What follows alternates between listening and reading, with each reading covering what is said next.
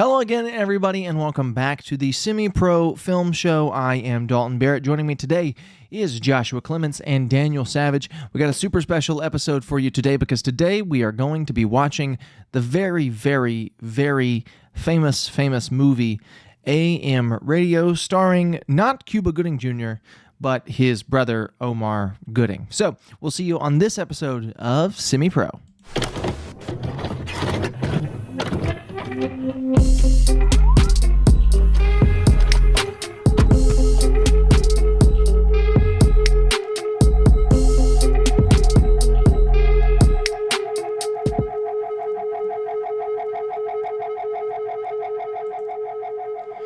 All right, boys. AM radio. Here's what's special about AM radio. AM radio was filmed at the radio station that I used to work at. And so anything it's streaming for free on Peacock, by the way, for those of you listening in America. No one is listening to this podcast. Oh, hold on. I can't hear Daniel or Josh. Hold on. Gotta fix it. All right, they're back. Get your shit together, man. So it was filmed at the radio station in which I used to work at. So anything in this movie that takes place at the radio station in the movie, I was there for. So basically, you are responsible for this movie existing. I'm a producer. Why would you admit that? I'm a producer on this movie. So you're the reason that we're going to be suffering tonight. Cool, thanks. Well, yeah, I did pick the movie also. And you filmed the movie, and you starred in it. I directed this movie. My name is Ricky Burchell. Your name is Omar Gooding. Right, I'm Omar Gooding. I was in this film. But yeah, so we're going to watch AM Radio. Daniel, what do you expect to happen in this movie? What do you expect out of AM Radio? Oh god. I'm expecting not to enjoy it. I'm expecting maybe to enjoy it a little bit if I see a Dalton K. Barrett cameo. But that's about it. Josh? I'm expecting myself to reminisce about the times we were watching Daddy's Home 2. Those were good times. Yeah, I spend every day reminiscing those moments. Yeah. And I remember when Mel Gibson in Daddy's Home 2 said, "I got to go drain the lizard"? Yeah. You remember when the little kids in Daddy's Home 2 got drunk off of the eggnog together? Yeah. Remember when the little boy kissed his stepsister on the mouth? Yeah. Do you remember when they chopped down a tree onto John Lithgow? Yeah. You remember the end of the movie, which was the craziest thing I've ever seen in my life? We're at the movie theater. You're watching when John Cena went, "Don't say how, being chilling." Don't say how, you being chilling. All right, so now we're gonna go watch AM Radio. See you guys in a few minutes. Okay, and we have just finished AM Radio, starring Omar Gooding, the brother of Cuba Gooding Jr. Starring Panama Gooding. Starring me, Tommy Gooding, the brother of Cuba Gooding Jr. Starring literally me. Starring Dalton K. Barrett from WGNS. Starring both literally me, Omar Gooding Jr.'s character Taz the Maz, and me, literally me. He's actually me. I'm in this movie. As a voice in the radio that was pitched down because your voice wasn't deep enough. as a voice, as a caller, as well as a man standing behind the door. Right. So that's the entire reason we decided to watch AM Radio, because Dalton was there when it filmed. Thank God we did, because at least the second half of this movie was so much more enjoyable than I ever expected. The second half of this movie is one of the best low-budget indie movies I've ever seen. We went into without a doubt. We went into this you guys just the one person listening just heard our predictions. We all had horribly low expectations. Even me, and I was there when they made it. And he was there. Like, Dalton made this movie. Like it I don't know. There's I don't like these lower budget. Well, I take that back. I love these lower budget indie type movies just made by some guy wanting to make a film, and he gets distribution. Knows more than he does about like pricing and everything. Right. And he gets distribution because it's easy to get distribution these days, and the movie is horrible. I love those because they're so bad and they're hilarious. This one was that, but the second half of this movie not only was written well, there was at least one good actor in it. Like the second half of this movie is one great actor. Like, I mean, I've not seen Omar Gooding in anything, and not that I know of. I may have seen him in some bit part on like Psych or something. He was in, but dude was fucking great in this. As far as I can tell, the only like big role he might have had is on a Cuba Gooding show as a reoccurring character. So Cuba Gooding Jr. and Omar Gooding had a TV show together. They were both main characters in this show, and that was really the only thing he's been in. The only bit of fame there. Right. His only claim to fame other than doing a movie where Dalton used to work. But we'll get there. We're going to open the movie. So this movie opens on this washed up type radio host. He's doing his show. He's playing music. He's a DJ, right? So people call in and suggest songs, but they also kind of give their life story in the meantime. It's your average, like, Josh, I don't know how this resonates with you, but if you've ever turned on your radio, more as a kid, like if you were staying up too late and you turned on your radio, this is the kind of show that was on the air. Like it's it's usually hosted by a woman, but they got DJ Taz for it. But it's like the show that comes on at 2 a.m. and you call in your request to the guy and you request a song to the girl. Like it's that kind of show. Which do exist. Like it sounds like it's made up for the show, but it's for this movie, but it's really not. And Josh, I'd be curious to hear, are those a thing over there, or have you ever turned on your radio at 2 a.m? Because I was not a child growing up in war-torn England. You were not a child growing up? I can't say that I ever woke up and thought, I should turn on my radio at 3 a.m. Well, I never woke up and did it. It was more like when I would stay up too late, I would turn this stuff on because I didn't have a TV or anything in my room. So I would listen to the radio. And this is the kind of stuff that was on. As far as I can tell, this isn't really a thing over here. The closest that I can think of is when, my family's been driving back late at night from somewhere. Like we got back from the airport or something. It was 3 a.m. We're on the ride back home. And there's music hosts who do this, and then they'll have like a tiny moment where they'll go, "Hey, I'm DJ Jazzy Jeff," and DJ Jazzy Jeff, bro had DJ Jazzy Jeff doing the radio in England. Ain't no way. Ain't no way. They shout their names so they can get their little like claim to fame, and they can show it to their mum and be like, "Hey, mum, I was on the radio." But they're not like a big cultural thing as they. It's not. They're not like a whole persona like DJ Taz the Maz. Right. Well, that is more of a thing over here, and they'll also do the caller thing. Now, DJ Taz the Maz gets a lot more callers than would actually call into a show like this. I know that because I worked at the radio station that this is supposed to be, and I don't think that many people different people called in ever over the course of the time that I worked there, which was and that was an FM radio station too. This is in context meant to be an AM radio. Correct. Like the name suggests. So that's because you're not DJ Taz the Maz. That's correct. True. Yeah. So didn't you see the thing on his wall? He was the #1 DJ in 2014. All right, that's the #1 DJ in the world. Right. For context, the station I worked at, which is the station in this movie, it was originally an AM station, but it had 2 FM translators. So it was like it had 2 FM stations where you could catch it. One in a different town a little further north than where I live. So you could catch it on like it had great reach. Like it's a pretty big station. In this movie, it's treated like dog crap, like the lowest of the low. You can't get any lower. Average Tennessee station. You cannot get any lower than working at this radio station. Yeah, well, the entire like opening of this movie is him talking to the people who've willingly called onto a show, and he just calls them all idiots and says that they're stupid. He's insulting them because they have different music tastes than him. Yeah, one of them's like, yeah, I just kind of, I listen listen to pop, whatever's on the radio, and he goes, "You're stupid." Basically, yeah. And then he'll play like the most generic royalty-free smooth jazz that's ever been played on the radio. And that's kind of his show. And his producer, whose name is Tony. His producer, Tony Antonio. is very upset in his horrible Cuban accent. He's a real Cuban actor. He's a very, very white man who comes on and starts doing like it's not even Cuban, it's like generic lowrider from LA. Yeah. No, it sounds like LA Mexican is what it sounds like. Yeah. He's like, hey, homie.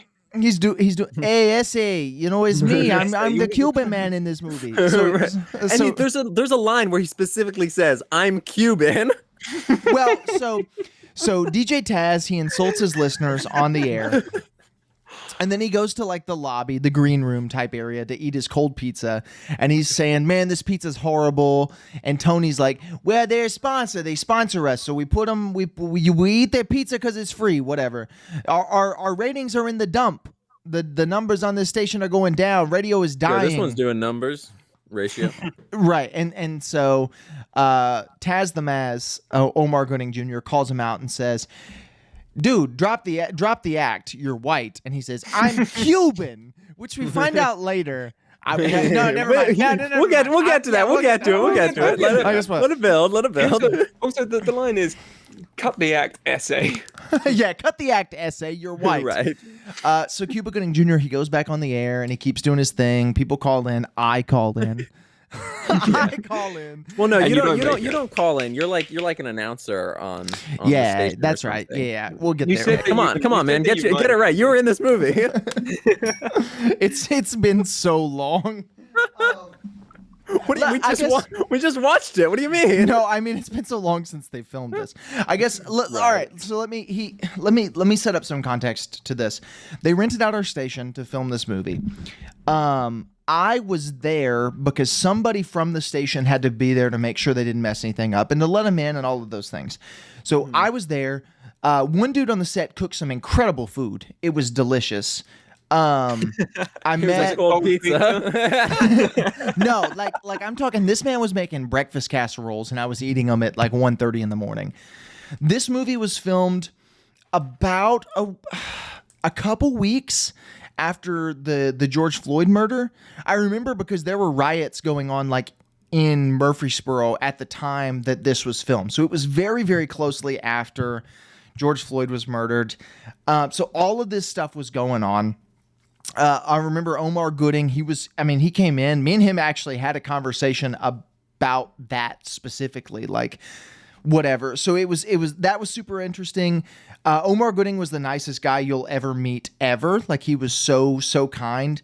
Tony, whoever the actor who plays Tony is, was the worst man I've ever met ever. Like he was such a jerk all the time about everything.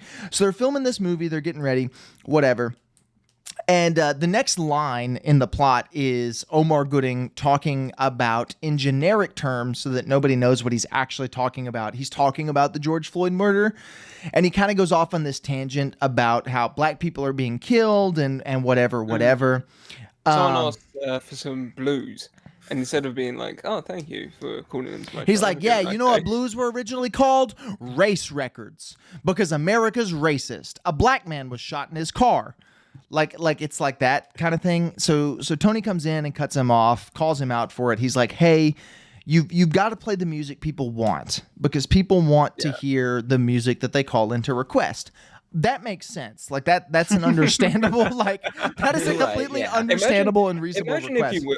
Imagine if you're going to like a bakery and you say, "Hey, can I get a birthday cake for my son?" And birthday cakes suck. Have this croissant. And no birthday cakes at my shop. And instead of being like, "Oh yeah, here it is," they go, "What's your favorite kind of cake?" You say, "I like chocolate," and they go, "Chocolate is wrong. You are wrong. You should kill yourself." And then they just throw you out of their shop. And then you start crying, and the guy says, "Hey, no crying in my shop. Get out." Right. Which is another thing. That's important. That's one of the rules that Taz sets out is no crying on my show. So because a woman like called in and was crying about like her abusive boyfriend, and he's like, "Hey, stop crying."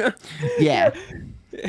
And he was like, well, it sucks that you got abused, but what do you want me to do about it? And she goes, well, I'm just talking about, these things that happen. She goes, well, stop crying. You're incorrect. So no crying on a show. He gets called out by his producer. He goes home and goes to bed. His car doesn't start, so he walks home and goes to bed. When he walks in his door, he slams the door of his house, and a plaque falls down from his wall. It does this 3 more times throughout the rest of the movie. He picks up the plaque here, and it says that he is like the top performing DJ of 2014. It's an award he won for his time on FM radio, on like real radio in the context of this movie. So he picks up his plaque, he looks at it, he gets sad, he goes and he lays in his bed fully clothed. It's not the only time in the movie he does that. And he drinks himself to sleep, and he goes to sleep, and he wakes up the next morning, and he goes into work to do the same thing. So it's setting this pattern like, I am going to do this every day. This is my life now. It's horrible. But when he gets there, Tony has a surprise for him. Tony is in a slightly more Cuban looking outfit and a slightly more homosexual looking outfit. Right. His shirts get slightly gayer as the movie progresses. So he goes into work, and Tony's like, hey, your little rant yesterday about equality lost us sponsors. Now we can't afford to pay for the music we play. That's not how radio works, but we'll ignore that. Like, that's just straight up not how it works. But anyway, you renew those licenses yearly. So anyway, so he goes in and he's like, hey, we can't play music anymore. This is a talk show now where you talk about music. Nobody talks about music for the rest of the movie. So he starts talking to people, and as we've discussed, he starts yelling at people. He starts insulting them for calling into his show. Right, which at this point in the movie just seems like they're really setting up this very unlikable character, but we see later that that's just his arc. Yeah. He hates everybody, and he hates everything. And it's just like for the next few minutes of this movie, it's sort of a generic like rotating guest of people who call in, and none of them. We get to see his the reason, either the reason he hates pop music or the reason he hates love, both. We'll get there. We'll get there after the rotating list of voices. Right. Well, no, but I think this was the first night he went home he had like his. He had like a memory flashback of his ex, and then immediately turned on the TV and see her. I thought that was the next night he went home. No, I think that was the first night because he talked about Antoinette on the show. That's important. Daniel, explain that. I think I just did. Yeah. So he's drinking. He goes home. He has a flashback of being happy and in love. Turns on the TV. It's Antoinette. It's his ex. It's this plot of Scott Pilgrim versus the world. Right. Essentially. It basically his ex is now a big pop star, and he is Michael Cera. And so he hates pop and he hates love. Correct. Yeah. It's interesting because they never really establish if he hates pop music as a whole, or if he hates pop music because of her. They don't really touch on it. It's one of the. It's basically one calls the other. But we don't know which. I don't think it's that. No, it really doesn't matter. But we're breaking down the plot. So. Later in the movie, right? She stole his music. Yeah. He wrote, he was like ghostwriting for her. And producing, I would assume, because he was a producer. Yeah, and he also said that he had like a lot of connections, and he got her like established as an artist. Yeah, right. So there's this woman, Antoinette, whatever. That's the reason. Heidi is her real name. Another thing stolen from Scott Pilgrim, the fake name swap out to the real generic sounding name. That's the reason he is the way he is, right? Like, he's an alcoholic, he's popping pills, he's doing this late night AM show. We really don't know how he got there. Probably because of the pill popping and drinking. Well, I assume it was like, once they broke up, he kind of went on a downward spiral. And he was probably doing the same depressive like rants on there, and then they just fired him. Right, probably. So he's doing this show. Rotating list of phone callers call in. He insults all of them. He goes home. He goes to bed. Picture falls again. He gets drunk again. He wakes up the next morning, and he goes into work. All right, and this is where the plot kind of picks up a little bit, because it seems like we went through this quickly. This is like a half hour of the movie. Yeah. which is just this setup of how depressing his life is. And it really does a pretty effective job for being this low budget indie movie of setting this up. And he gets into work and he starts taking calls, and it's the same old annoying stuff. Another racist guy calls in, I think. Oh, and yeah, calls him boy. Yeah, right. Yeah, he keeps calling him boy. And so he calls him out on being racist, whatever. And then he gets a special phone call. And it's from this woman named Lucy. And so Lucy calls in and she's talking all sweet to him. She's like, I love your show. You really help people. I help people too in my job. I drive a tow truck. Yada, yada, yada. My name is Lucy. And he's like, so Lucy, what do you do for fun? What do you do for fun, Lucy? And she's like, well, I don't really do anything for fun. My boyfriend just beats me. And that's kind of the how things go at this point. So he hangs up on Lucy. The call ends. He goes to the next caller. And immediately after, like 2 minutes after, somebody says, yo, that Lucy girl, she was so sweet. What do you think she's doing right now? Yeah. Like the most obvious setup for a segue. And it cuts to her, and she's towing some old dude's truck, and the old dude is like creepily flirting with her. He's like, right. Lucy, you're Thanks, so sweetie. Lucy, you're so pretty. Thanks, pretty lady. Thank you, pretty lady. Yeah. Yeah, but then she says like, no worries, Mr. Anderson or whatever. Yeah, it Like, she seemed knows like a wholesome it wasn't kind of old creepy. man flirt. Yeah. It wasn't that creepy. Right. So then Taz says, man, I hope she calls back tomorrow. And then he goes home and he goes to bed, but he doesn't drink this night. I don't know if you caught that. He goes to bed. He goes to bed sober the first night that Lucy calls. You're an alcoholic, which is why you picked up on that. I didn't catch that. Do you think you could do a YouTube video where that's the thumbnail and a giant red circle? It's things you missed from AM Things radio. you missed from AM radio. Yeah, so he goes to bed, and then the cycle kind of continues. And this will be the second montage. There are two montages in the movie, and I don't remember what the first one was about. But the second, the first one was just like him accepting calls. Yeah, basically, yeah. Mm-hmm. And it was like the music was playing, and everybody was annoyed during this one. Both Tony and Taz, that were was annoyed. The one where was that the one where Claire de Lune was playing, or was that? No, that's Claire de Lune plays after the second time Lucy calls, and he's like, "Hey, yo, Lucy, why don't you look at the moon tonight?" And then he plays Claire de Lune because there's and he looks at a pepperoni slice that they've desaturated. Because it's the worst PNG of the moon I've ever seen. It's horrible. But that establishes that there's a record player in the studio, which is important. And also, it's a record player that doesn't work according to Dalton. No, because that record player is owned by the radio station. It does not have a needle in it. The close-ups are stock footage that they found of a record spinning on a needle. The wide shot is the radio station's record player that does not have a needle in it, so it will play no records. But yeah, so he puts in Claire de Lune because it's royalty free and they can play music that they don't have to pay royalties on. And then that's when the montage starts, and it's them like dancing kind of happily. No, Claire de Lune is not in a montage. That's just in a separate phone call. The montage was just some. It happens immediately after that. It was a cracked song. Josh, what was the name of that song again? Yeah, you're autistic. You'll know. Yeah.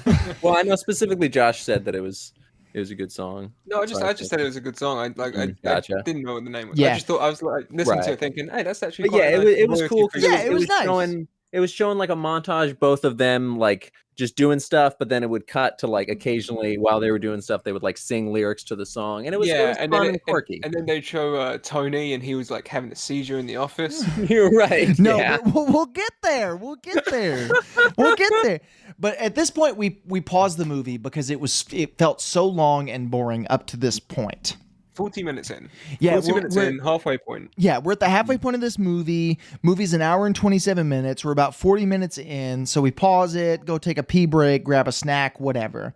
Right. And we're kind of gearing up at this moment because we expect the rest of this movie to be as boring and lifeless as the first half. Mm-hmm. And then we get back and it's not. So we get back and we play it. The best movie of all time. Right. So Lucy calls again. right? And at this point, it's sort of feeling like Lucy and Taz have been talking pretty much every night for about a month now. Mm-hmm. Yeah, and people. Yeah, and they show that through tweets. Yeah, people are tweeting about AM radio. People are super interested. I love that the name of his radio show is AM Radio. Yeah, That's the name of his show. So people are tweeting about it. This people show are tweeting specifically about hashtag Taz and Lucy. This show's doing numbers. They've been talking for about a month, right? So it's been going on for a while. It's had time to build steam and popularity and all of those things. So Taz and Lucy are talking. We skipped the scene where Lucy gets beaten. The night after the first call, Lucy comes home from work and she's packed up all of her ex-boyfriend's things in the 2 smallest Amazon boxes that you have ever seen. And she kicks them. She kicks them. Yes, she kicks them when she comes home and damages the boxes. And then she makes herself a cup of noodles. Eats it, falls asleep. Her boyfriend shows up. She answers the door. I don't think she falls asleep. I think she fell asleep at her work and then came home. She fell asleep at work and then came home and fell asleep again. I noticed that because I was like, man, she's sleeping a lot. Shawty be sleeping. She'd be a bit sleepy. Girls be sleeping. But yeah, so she comes home. She makes herself a cup of noodles in the microwave. Remember that. She makes her cup of noodles in the microwave. She eats them. She's not going to be doing that anymore. She eats them. She goes to sleep. Her boyfriend knocks on the door, wakes her up. She comes and she's like, there's your stuff. Her ex-boyfriend, there's your stuff. And he says, where's the rest of it? Where's my TV and my microwave? And she goes, I bought both of those things and I had to pawn the TV because I'm poor. She's poor. I'm poor. I don't have any money. He's like, you pawned my TV? Go get it back, bruh. And she's like, I can't. It's pawned. It's gone. I sold it. That's what pawning means. Well, no. Pawning, I do not have it. That's not what pawning means. But when you pawn something, you temporarily sell it and then go get it back. That's how pawning works. But anyway, and then if you don't get it within a certain number of days, then the pawn shop can sell it. But anyway, she's like, it's gone. So he says, well, I'm at least taking my microwave. So he grabs the microwave. She's like, no, don't take my microwave. How else will I make my cup of noodles? And then he pimp slaps her to the floor. She is now crying on the floor because she has been beaten, and he takes the microwave, and then as he's trying to add insult to injury, he says, "Get up and open the door for me." He's like, "Hey, open the door for me," and she's like, "I'm on the floor." She's like sobbing and like gasping for breath, and he's like, "Never mind, you're pathetic." Yeah, and then it's like, fine, I guess I have to do everything around here myself. Right. And then I think this is the point where I started wanting Taz to use the gun that was set up. We didn't talk about the gun. Yeah. We'll get there. Earlier in the movie, during Taz's depressive cycle, there's a point where he holds a revolver, toy revolver. It may have also been that first night. It was the first night. It was the first night. But he holds a toy revolver to his head. Right, a very obvious toy revolver. It's at least shiny. Yeah, yes. It's a toy revolver that they spray painted with gun metal. I don't know that it's a toy, but it is definitely a cheap prop. Mm-hmm. Like it's like they bought it from a movie prop store, and it's the cheapest prop you've ever seen. And so he holds it up to his head, and he's going to shoot himself because he hates his life that much, but he decides against it. I can't do it. And he looks at the Russian roulette game he was playing, and there's like one bullet in it. And this is after anyways, I wanted him something. to use that one bullet to shoot. It's after he said something on his show about Russian roulette, so that was kind of like the setup payoff. His show was Russian roulette. I didn't catch that. Yeah. No, I remember that. Yeah, he said accepting Russian roulette. Yeah, because like some people, I don't know. Because you never know what you might get. Right, which was a setup for Lucy. And as Lucy is sitting there on the floor and her boyfriend says, "You're pathetic," walks out the door with the microwave in boxes. He drops the microwave and breaks it and then kicks it just as an insult to her. Like nobody is a bigger jerk in the world than this guy. Yeah. So he leaves, whatever. She calls Taz again that night, and Taz is like, "Hey, Lucy, what's your favorite food? If you were rich." No, since the radio show's blown up, he's got this nice charcuterie board, and he's talking about it. Gluten-free food. Yeah, and she's like, "You're such a hipster," and he goes, "Well, if you had all the money in the world, He said, if you're a Republican. he said, oh yeah, I forgot. Lucy's a Republican.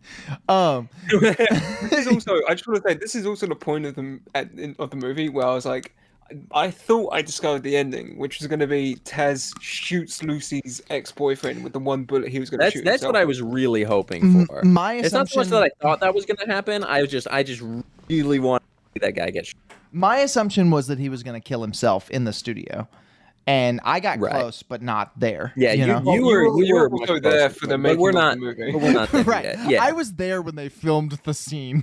But yeah, so she's on the phone and she's like, "You're such a pretentious hipster." And he's like, "Well, Lucy, if you were rich, what would you eat right now?" And she starts going on this long story about how when she was a kid, her dad took her to this nice Italian restaurant and ordered her this expensive plate of pasta, but she did not care about the pasta. She did not care at all because the rolls were top freaking notch. She was eating Demas's, and you don't know what that means because you're not from Murfreesboro, but this movie was made in Murfreesboro, so that's definitely what she was talking about. She was talking about the Demas's rolls. But anyway, everybody in this movie, Tony, Taz, and the woman all have this sexual phone sex experience. Yeah, it was really weird. It was so odd. This scene was so uncomfortable. I loved it. Like Taz, Lucy, and Tony, who's just in the side room, like nothing to himself. Yeah, all had a phone gap. No, Shawty was straight up like moaning on the. I mean, like I think at one point Omar Gooding was like he was trying to make out with the mic. Yeah, like he was and then when it ends. I love that you said he was like, and then he showed me in Dawn, but no one on listening to this is no one is listening to this, so really I'm just doing this for you guys. And then after it ends, Omar Gooding Jr. goes, Sorry about that. And then he says, "Sorry about that. I was thinking about them rolls." And I'm like, "Whoa!" Like, and that's not a joke. That's legitimately what happens. Yeah. But yeah, so it's sort of establishing their relationship. But Omar Gooding Jr., aka DJ Taz the Maz, he says, aka Galen, but we're not there yet. Yeah, no, we're not there yet. He says, "Well, how would you like if we went and had some of those rolls?" To which Tony busts down the door. I mean, breaks the glass door between these two rooms. I know it's glass because I worked there. Comes into the room. Wait, did you work at this station? Yeah, no, I worked mentioned that before. That's great. How did that never come up while we were watching this movie? That's so weird. So he breaks into the studio and he takes the mic away from Taz and he says, "All right, we're going to commercial break." And then he hits the commercial button, which is nowhere near him. But anyway, he hits the commercial button and he gives Taz this whole spiel about the reason people like this is because of the mystery. Like, the mystery is what's enticing people. People only like you and Lucy because there's secretism and mystery. And he even tells Taz. And then he says, "What if she's no, Daniel, you spoiled it." So he's yelling at Taz and he's like, "Taz, you only like her because of the mystery. You only like her because you don't know what she looks like. What if she's ugly? What if she's ugly?" And then he says, "What if she's fat? What if she's fat? What if she has a scar and she has no teeth and she's bald? And what if she's 4 feet tall? What if she only has 3 toes?" like all of this stuff, and he's like, "You cannot date Lucy because she might be ugly." Like, all of these things, and Taz is like, "Fine, whatever." And so he answers the call and he's like, "Yeah, Lucy, those rolls sounded great. I got to hang up on you now, though, because we got to go to another commercial break." And so he just hangs up on her, goes to break, whatever. She's like, "Yeah, I'll talk to you tomorrow." So next night rolls around. It's more of the same. This one's a much shorter conversation. She's like, "Yeah, Taz, I like you because you keep it real. You're horribly depressed. You're just like me. For real, for real." He's me. He's literally me. Same reason I enjoyed this movie. In all senses of the term, DJ Taz the Maz is me. He's up there with Bateman. He's up there with Robert Pattinson's Batman. He's up there with any person Ryan Gosling has played. Right. He's me. Do you know who works in that radio station over there? It's me. No, It's me. It was me. It's always been Perry. me. But anyway, This whole thing, it's all about me. so yeah, This so is she's also, like, this is also the part where it straight up rips off Scott Pilgrim. no, yeah, with Yeah, the, we're getting so everything. so it's another night. A lot of this is just like nights he goes up to the station. I guess this is a good time to need to talk about how well the station is shot. The rest of the movie is shot fine. Like, it looks like any kind of low budget movie. Point and shoot your camera, use your autofocus, whatever. But Yeah. every scene that takes place in either the radio station or the mechanic's office where Lucy works is so well shot. And they do, and the radio station is super bland just to kind of set the tone. We painted the walls of the station for this movie. Like, they were dookie brown, but in this movie they're gray, but it's still super bland. Like, it's painted paneling. There's nothing on the walls. There's some blinky lights on the board, but the lighting is not great.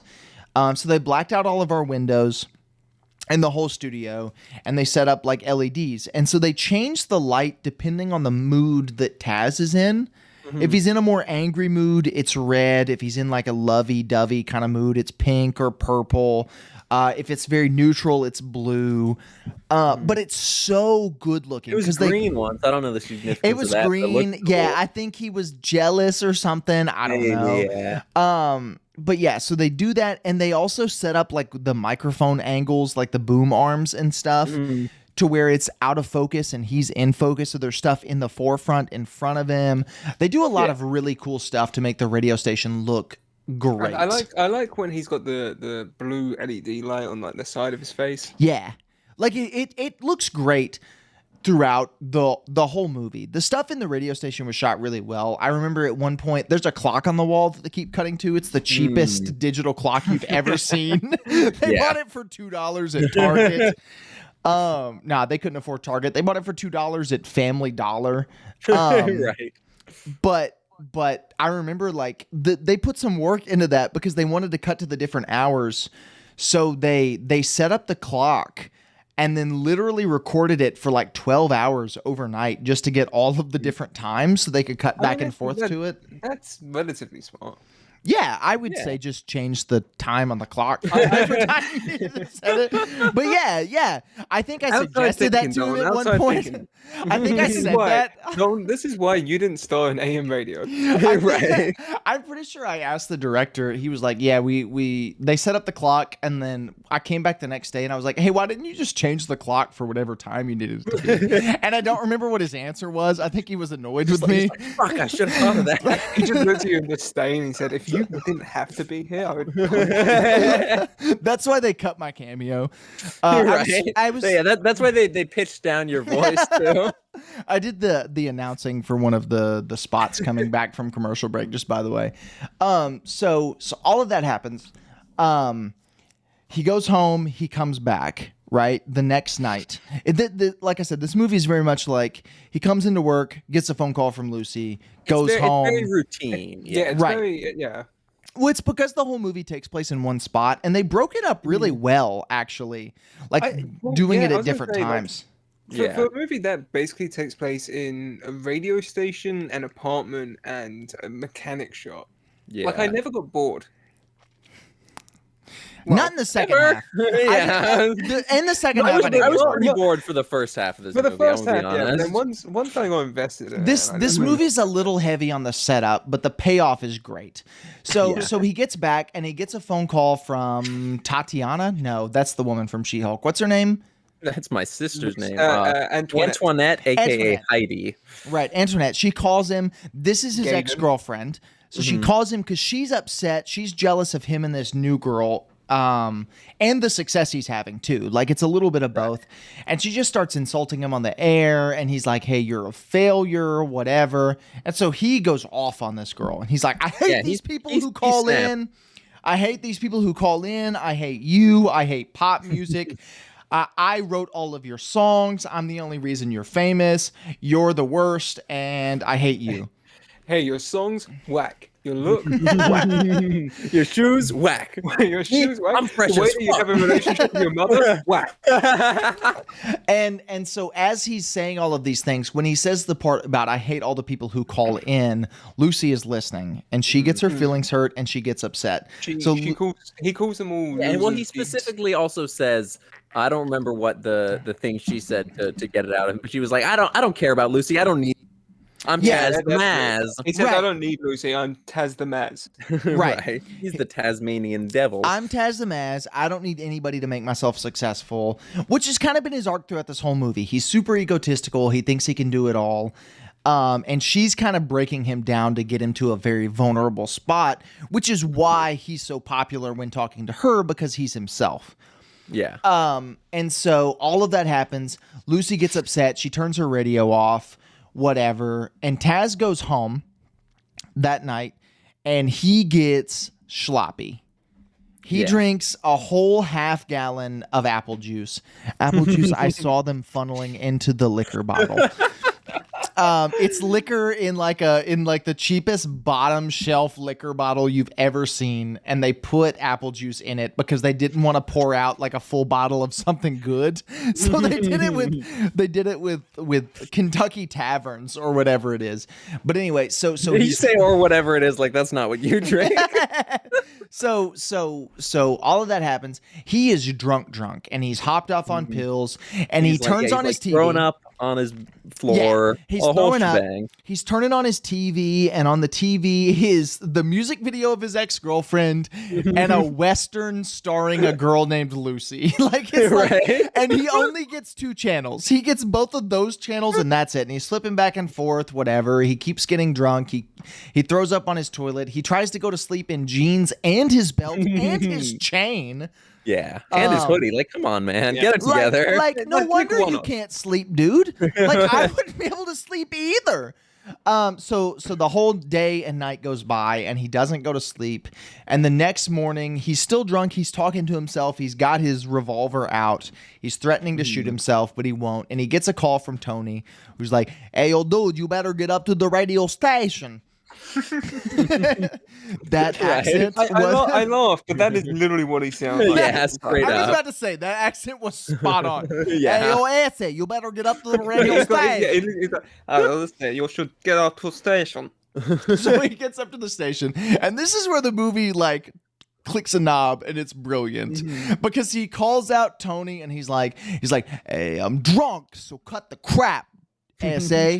And then Tony's like, "What's wrong with you, man?" Yeah, he like just straight up just drops the speaks accent. normally. It was so good. Like It's I gone. genuinely got so excited. We were watching it and we were going like, why is this guy doing an accent? And they never address it other than him saying, "You're white." I'm Cuban. We just assumed that the accent was because the actor. Well, I know this. This is true. That whole part there at the end was added in because this actor insisted on doing the accent for the movie. He wanted to do it. I am that he did. And he drops it, and he's just like it was fake throughout the context of the movie. He was faking this accent to one dude at 2 a.m. like not just like That his was friend. insane. He's like, but this actor, Josh, do you have his name pulled up? I looked it up earlier. It's something like Tony something. Like Because he couldn't respond to any other name. So like he insisted. I've got his name here. He insisted on doing the accent because he Eddie wanted Rubin. to. Eddie Rubin, he's bro name after a sandwich. But anyway, so dude, he insisted on doing the accent because he really wanted to, probably to like test it out to see if he could. And the director was like, "I don't know that we need to do that. I think you can just do the thing." Because the director, me and him had several conversations as everybody was packing up, whatever. He eventually gave up and just like let the guy do the accent. He was like, "Just do your accent. I don't care." And so I guess this part was written in because of that, where he just drops the accent, which isn't that like, I don't know that anybody else would notice it, but the accent was so bad throughout the movie that the fact that it was fake in the context of the movie makes it brilliant. Yeah, it goes full circle from being like a dumb thing to do to cinematic masterpiece. You're right. So Taz has still got his little 6-shooter on him, the toy gun. He's still got his gun from Toys R Us. He locks Tony out of the studio. He locks him out. There's a few great reaction shots where Tony like pulls back the curtain and he just looks shocked. I'm pretty sure they used the same one. Tony is in a shirt that looks gayer than the shirt he was wearing in the last scene. Right, which is the trend. And so Tony tells Taz before this, he says, you can't go on the air. And Taz says, I'm going to go on the air. And Tony's like, fine. Taz locks him out of the studio. Bro folded Really hard for that one. Taz turns on the mic and he starts talking like super depressive. He even cries a little bit, which is a rule. You don't cry on his show. Yeah, that was a good payoff to the no crying. That was a nice little payoff. The payoffs in this movie are good. Like genuinely good. So he's like, hey, I'm really depressed. I'm sad. I'm also not as cool as I thought I was, and that makes me sad. I am not as good of a man as I assumed that I was prior. Whatever. He says basically, I'm gonna ad lib a little bit here. He says, I am going to kill myself. I'm going to kill myself. I will kill myself. I'm going to kill myself. There's a gun in my hand. I am going to kill myself. That's basically what Taz is saying. Life. Are you ad libbing? I'm pretty sure that's what he said. Right. So Tony calls the cops. Taz keeps talking on the air. Somebody calls in and he says, Lucy. He specifically talks about how he fumbled the bag with Lucy. Right. And how he should have met up with her. He apologizes to Lucy and he says, Lucy, call in right now. You're the only person who can save me. Please call into this radio station. The phone rings. He answers. It's a counselor. He spins the mic around. He's now standing up. He sits in the greatest cinematic shot I may have ever seen in my life. Like genuinely. He sits the fakest looking revolver you've ever seen down on a record player that does not work. On a record player with no needle. And it just spins. The revolver is revolving in circles. Looks so freaking cool. So cool. It looks with the so LED good. lights on this chrome revolver. Yeah, like it is beautiful. And he's like, yeah, you're buying time. You're just buying time from me. You're just trying to get me not to kill myself because I'm going to kill myself. Right. And the reason Dalton's saying this like he's rapping is because he looks like he's rapping when he's saying it. Right. And so Omar Gooding Jr. has been good throughout the whole movie. He's been the best part of the movie. And the cinematographer did not deserve this movie. Like, yeah. There was not a cinematographer on this movie. Right, Josh. yeah. So the guy who was behind the camera every now and again did not deserve this movie. Omar Gooding Jr. has been the best part of the movie for the whole thing. He's been fine. He's been good. He's been miles better than anyone else. But in this last scene, this whole closing dialogue, if you watch anything from this movie, and I don't know that I would necessarily recommend it, maybe the second half, but you kind of need the first half for setup. Just go and watch this like closing monologue by DJ Taz the Maz, because Omar Gooding Jr. kills it, and it's so good. Yeah, and he's like talking about that was genuinely like what I would consider to be an Oscar-worthy performance, and like, it shouldn't have been. Like, it had no right being so freaking maybe good. Our standards were just low by the people sitting in the truck. That is also very possible. Yeah. That was the scene like right before it. Well, while this scene is going on, it cuts to some people getting their truck fixed at Lucy's mechanic's office. Random people that they found in the streets of Murfreesboro. Yeah, two guys there. Like, we have to write the scene. One of them's a girl. Do we have any actors? Yeah, come on, Josh. Yeah, and they're like, "Hey, it's DJ Taz the Maz. He's really losing it." And he's asking for some girl called Lucy.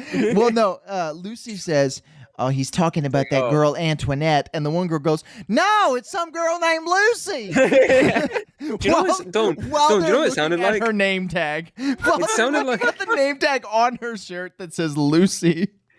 It sounds like a bit out of Twin Peaks. It sounds like people from my hometown. Yeah. You probably knew them. They probably heard your show. It does kind of feel like something from Twin Peaks, but less because Twin Peaks didn't have that many Southern accents, just because Twin Peaks takes place in the North. No, I just mean people doing bad acting. Right. But in Twin Peaks, it was on purpose. So it cuts back, and maybe it's because our standards were lower, but it was just such a great like monologue. And he's like, "You're buying time for me. I hate cold pizza. Pizza's supposed to be warm, and cold pizza's the devil." Come on, cold pizza's good. No cold pizza slander ever. Right. Yeah, so all this stuff happens. The cops knock on the door and they're like, "Yo, open up. It's us, the police." And he's like, "They found me. They're going to get me. I ain't going to jail." No shit, they found you. They're not taking me alive. You weren't hiding from the police. You're on the radio going, "I'm going to kill myself." Right. So he keeps saying he's going to kill himself, whatever. The door opens. How? I don't know. It was locked. The door opens. In walks Lucy. She says, "Hey, do you want to go get some rolls?" And Taz, he fumbles a little bit and he says, "Yeah, I would love to get some rolls." Roll credits. That is the ending of our movie. I get it. Roll credits. I may or may not be in the credits. I don't know. But yeah, we're gonna say that you weren't. Yeah, I'm not on the IMDb. I tried to add myself as a producer, and they said no, we cannot verify this information. So I can verify it. I was there. I was there. I produced this movie. But yeah, it's really interesting because, like we said, the beginning of this movie is not great, but the second half of this movie almost makes up for it.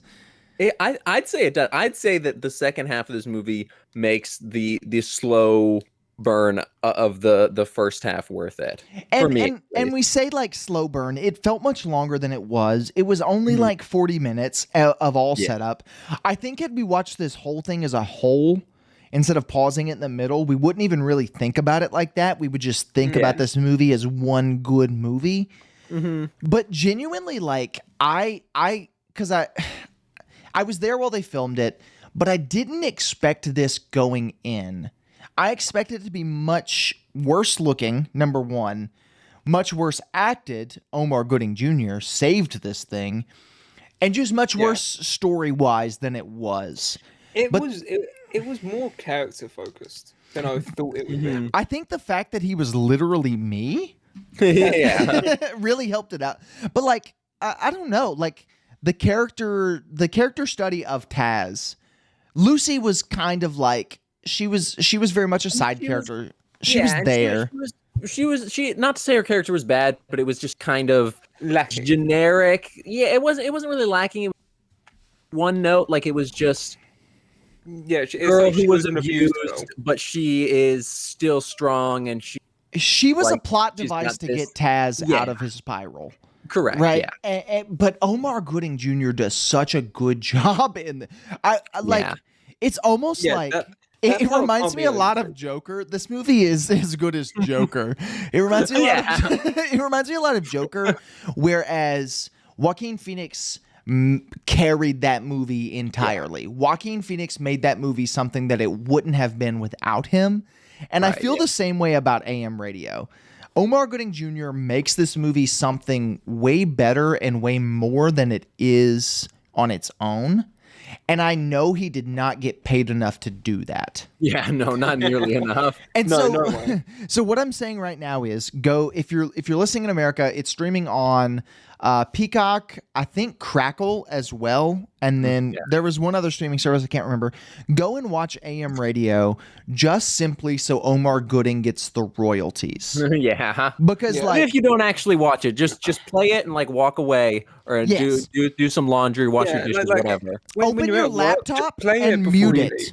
Open your laptop and mute it and watch something else on your TV. Right, yeah. And then when it gets to the end, set a timer for about an hour and a half and then watch the last 10 minutes. Yeah. Because like he is so good in this and doesn't deserve to be. The movie looks good. When it's in the studio, it looks fantastic. When it's in the studio, there's a lot of like close-up shots where it's got a nice depth of field to it. It's got that cinematic look. It's beautiful. It is genuinely beautiful, the shots in the studio. And even a lot of the shots of like him walking down the street and Lucy like in the mechanic shop. Like and even those are all we pretty cannot solid. understate how good Omar Gooding is in it, Right. and how Yeah, good the he is one so shot is good. when they put the gun on And the I record. appreciate you finally getting his name right, because Right. he's not a junior. Omar Gooding Jr. Right. Yeah. That and the record spinning gun one. That one is so good. Like if I mean I would genuinely recommend it. I know we're not to but I would genuinely recommend Yeah. to everyone watching so all one. Do you guys remember when I made my Space Ghost Coast to Coast live action concept art? Yeah. Very vaguely, yeah. Yeah, so I edited that piece just to kind of tie this into our personal like Photoshop whatever. I made that piece while I was sitting at the radio station bored while they were filming this movie. Wow. Just to like give some content, like it sounds like a joke, whatever. The only reason we watched this is because I was part of this movie. Like I was involved in the making of this movie to a very low extent, but it happened. But it turned out to be a genuinely good movie. Like I really, this was supposed to be me and Josh messing with Daniel because we were supposed to watch BVS, but what we watched instead, instead was a movie way Let me just better say, than I am BVS. so freaking glad that you guys decided to try and mess with me because like not only was this like half the length of BVS, which already makes it much more enjoyable. This was so much better in quality than BVS. So much better than BVS. Miles. And I'm not saying that in the way, like last week or week before I said that the Tomb Shroom video was better than BVS. I mean, this was this was I would consider this a real movie. I would not consider BVS a real movie. Yeah, well, we went into it thinking it was going to be some low budget non-movie. Because those exist, and I like those. Like I do find those enjoyable because they're hilarious. Absolutely. Those movies that are trying to be movies, but they're really not. Like it's more just sad to watch. But this was a movie, and a good one at that. It makes me regret not going to the premiere of this that I was invited to because I didn't want to see this movie. But like, it's good, and I'm in it. I'm in a good movie. Me and Don were looking at movies last night to be like, oh, what can we play instead of BVS to mess with Daniel? And then I think I can't remember how we got into it, but you're like, oh, do you remember AM Radio, the one with Cuba Gooding Jr.'s brother? And I'm like, oh yeah, that was a weird movie. And do you want to watch that? And I said no, and I'm so glad that we did, and I proved myself wrong. Don, you can say I was wrong. It's fine. Josh was wrong. I love hearing that. Yeah, me too. I thought I'd give you both. This movie has changed me as a person. Real. Bro got changed from AM radio. AM radio changed me as a person. I mean, if you can find it to stream, I don't know what the streaming looks like in other countries. I would literally search up AM radio movie. If you search AM radio, it won't come up because nobody else is in this movie. I would search up AM radio movie and then just see where it's streaming. And I would we're at recommendations. Personally, I would genuinely recommend you watch this movie because it's actually pretty good. Yeah, like it's worth the slow first half because the second half is genuinely great. It's not. I just texted my dad who also works at the radio station and I said, "Oh, it's streaming on Peacock." And he said, "I watched it. Awful."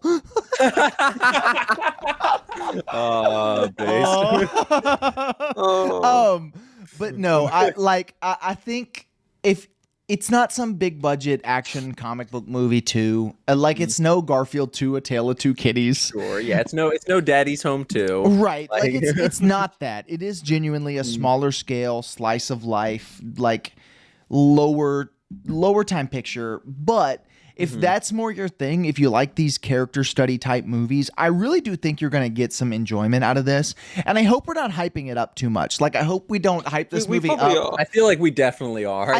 Like a big part of why we like this movie. The only reason we like this is because we thought it was going to be horrible. We went into this thinking it was going to be just the kind of garbage movies that you see on Amazon Prime, where it's like, that the poster has nothing to do with the movie whatsoever.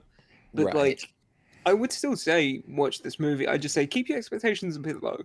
Like don't go in thinking you're gonna watch the Irishman or something. Yeah, You're and watching- if you're not gonna, Irishman was kind of mid, but if you're not Irishman gonna was watch kind of mid. This movie is as good as The Irishman. yeah, Yeah, that's what I'm getting at, Josh, basically. what's that new movie that you keep telling us about, Gontrov? oh Goncharov, yeah, Goncharov. this Yeah, movie is as good as Goncharov. I always for said this sure. movie is as good as Goncharov. Yeah. Yeah, But yeah, no, set your expectations low. Go in, watch AM Radio because we want to support Omar Gooding Jr. right, because he's so goddamn good in this movie. Like I cannot stress. I know we are kind of overhyping this, but I don't think we're selling enough how good he was in this. Right. Like everything great. everything we say, take away that Omar Gooding Jr. deserves Better. everything good in the world. Yeah. He deserves better than AM. He deserves He so deserves much better better than than this Amos. movie. This is his He deserves Joker. better than He should have than taken Cooper. Best Actor. Yeah, he should have. I would have watched Omar Gooding in Snow Dogs over Cuba Gooding Jr. Any final thoughts here? If you are going to ignore our recommendations to watch this movie, which is completely understandable, I would beg of you to at least watch the final scene of this movie because it is like one of the best pieces of cinema I've ever seen. I would say search it up on YouTube, but it's definitely not on It's YouTube. definitely not going to be on YouTube. No. So just find the movie. But yeah, good call. Like Josh, Don final says, thoughts? Like Don says, the movie is streaming on Peacock. You don't have to pay anything to watch it. Yeah, it's free.